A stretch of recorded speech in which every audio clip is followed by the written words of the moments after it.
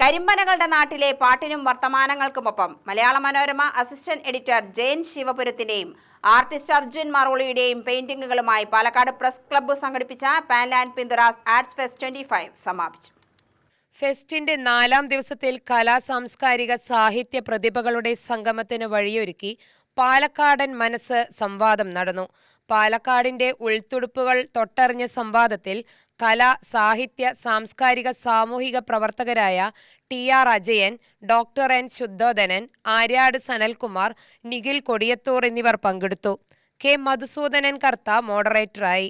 തുടർന്ന് നടന്ന സ്നേഹസംഗീതത്തിൽ പ്രണവം ശശിയും മകൻ പ്രണവും സംഘവും അണിനിരുന്ന SPS ഓർക്കസ്ട്രയുടെ സംഗീത നിശയും അരങ്ങേറി.